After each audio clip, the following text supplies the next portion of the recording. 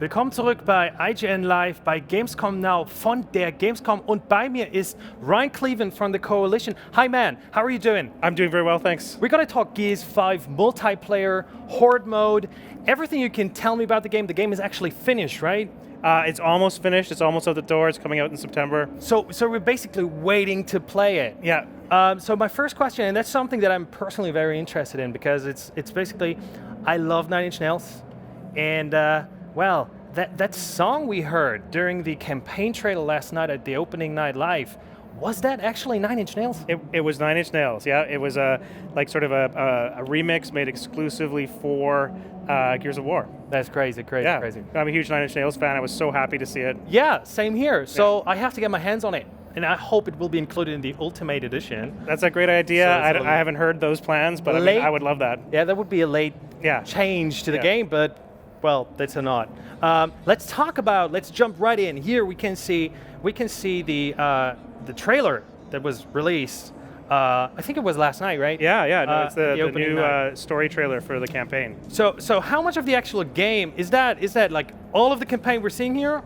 I mean, these are like selected highlights through the campaign. And this is all real-time cinematics. So the entire game is real-time cinematics. We don't do pre-rendered cinematics anymore. So you're seeing some of the scenes, some of the settings, and some of the ideas inside Gears of War 5 campaign. It's the biggest campaign that Gears has ever had. So you know, it's huge, and we can't wait for people to get a hand on it. Right.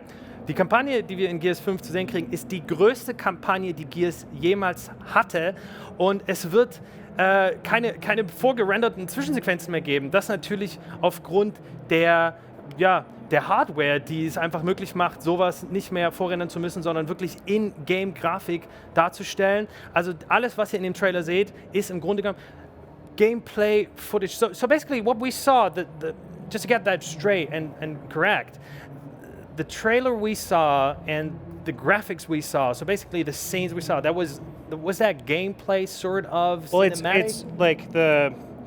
It's like previously in Gears, we would pre-render our cinematics out of a high-end package, but now our engine is so powerful that we can run the regular gameplay in the campaign at 60 frames a second at 4K, and so we can render our cinematics in real time. So if you have a really powerful graphics card, if you have a really powerful computer, you can render them even more beautifully than a pre-rendered cinematic could be. Yeah. Thank God for Xbox One X. Xbox One X is amazing. Xbox One X can do it all. It would look beautiful. I mean, here we can see like the trailer again. And I mean, these scenes, they are crazy. I can't wait. I mean, we're not going to spill the beans on the campaign. We don't want to ruin it. We don't want to ruin the experience for everyone. So let's talk about multiplayer. What has changed? I mean, we had Gears 1 and 2. They were great, to be honest. They were great. Gears 2 introduced Horde Mode. But now we have Horde Mode 4.5 to be precise. What can you tell me about the Horde Mode here? Yeah, so Horde in Gears 5 is we really see it as the ultimate version of Horde. It's the deepest Horde that we've ever made, that's ever existed. One of the things that people are going to see right from the beginning is the addition of hero characters. So with Gears 4, we had classes. In Gears 5, we have these hero characters, each with their own ultimate ability that you can see kind of at the bottom. And these ultimate abilities can be used in great combinations with the other players to create really huge effects on the battlefield. So every character has, an ultimate ability. They have a unique perk. They have, or 4 unique perks. You can see them on the bottom right-hand corner of the screen there. And that's actually in-game progression.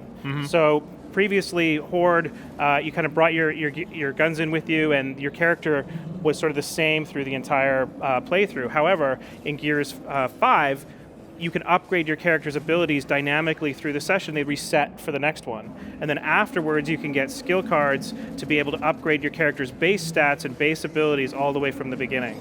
Did I see the swarm there? Over there, the krill? Oh, you mean the flock? Yeah. Oh, the flock. Yeah. Sorry. Yeah. So the flock are these leech-type creatures that they're flying leeches. They're about like the size of a small dog, and they have like really sharp teeth on the front. Oh God. Okay. Yeah. So sounds like a great idea to have them around. Anyways, let me summarize that for the German audience. In Gears 5 ist der Horde-Modus im Grunde genommen das intensivste Spielerlebnis, das ihr jemals haben werdet. verglichen mit Gears of War 3 und auch dem Horde-Modus in Gears 4, das ist viel, viel größer, viel, viel tiefer. Ihr habt die Ultimate-Fähigkeiten, ihr habt die Killstreaks. Ihr seht hier auch, also die Feinde alleine schon sind abwechslungsreicher. Ich bin sehr gespannt. Alright, so is it easier for you to actually build upon something that was already good or great to make it even greater in terms of like Horde? When we look at the Horde mode, I think there were only, let's say, a few people to actually complain about Horde mode. So what was the initial like thought when you were doing Horde for Gears 5? Well, Horde is something that's really very special for the studio. It's one of Rod's favorite things to play in the game. So we really wanted to go back, with everyone, we all wanted to go back to the roots of what made Horde special and make sure that was always preserved. So Horde originally started out in Gears 2. There was always this emergent gameplay quality to Horde where players would use the shields to exploit the AI to try to find ways of tricking the enemies into being in the wrong place in the wrong time so to be able to survive. So that 50-wave survival, visceral 5-player action that had this emergent gameplay was something that we really wanted to hold on to. With Gears 3, with the fortifications they had a lot of deep gameplay, but they were always fixed places throughout the world, so it kind of felt like a little more like a tower defense than sort of that same survival aspect of Gears 2. So with Gears 5, we really wanted to create a space for players to be able to express themselves through all these different classes. We've added in territory control with the power taps that you'll probably see in the trailer. This means that players are going to go beyond their base. It wasn't just about building fortifications. It wasn't just about taking a bunch of turrets and sort of standing in the spawn. It's really about deciding as a team how you're going to build your composition of heroes, if you're going to be aggressive, if you're going to be defensive, if you're going to expand your base, because every time you hit wave like 11, 21, 31, 41, a new power tap will spawn, and that will really prompt you with the question of, do I expand my base or not?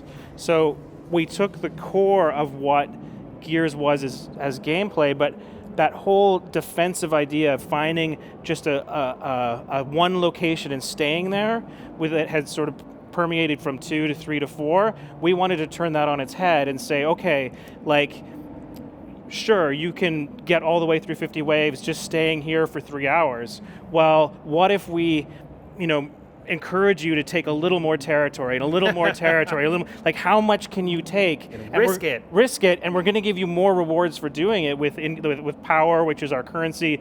So there's always that really big risk reward, and if you can get enough control of the map, you're going to be able to take on higher levels of difficulty, right? So right from the beginning, the inspiration was to create that emergent gameplay and take that defensive core and then build a new idea into it, which was where the power tap territory control came from.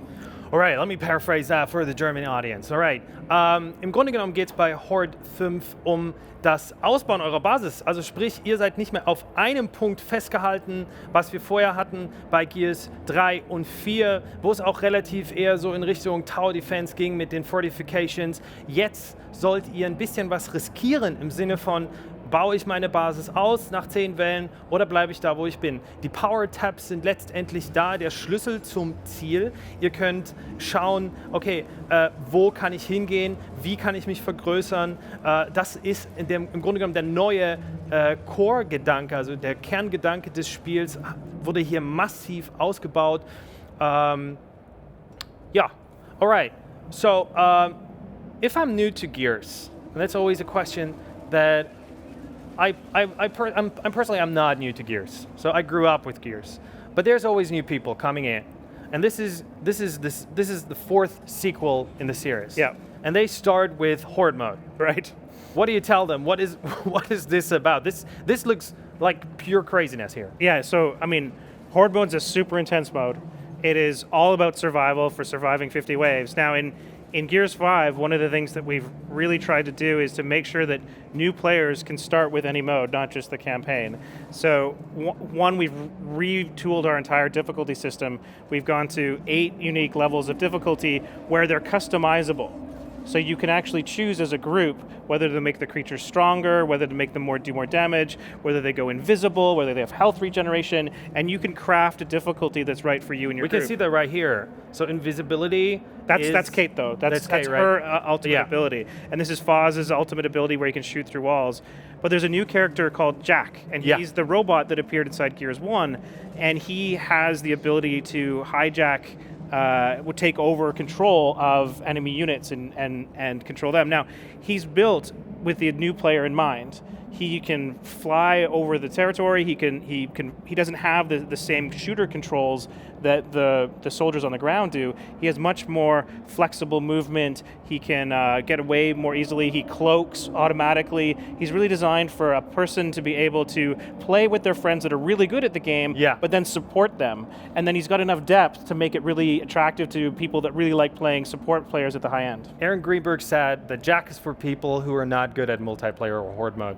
Is that true? Jack is really good for anybody. It's like he's good if you want to kind of support from the back and you're new to playing shooters. It's good if you're familiar with other shooters and you want to get your feet wet with Gears. And it's also really good for classic Gears players that want to play a healer type character, where you similar to other games, the Jack can follow around, say the scout, or like Kate, who's really up at the front lines. She takes a lot of damage, but if he can keep her sort of invulnerable with his healing ray, then she'll be able to do a lot more like gathering of power. So he's really kind of that core of the group and really an essential pillar to the whole team. Right, and there we just saw a very hard finisher here. Jesus. Oh God. Okay. Good. So this is the reason why the first parts, Gears of War 1 and 2, were not released in Germany. They did not get a rating.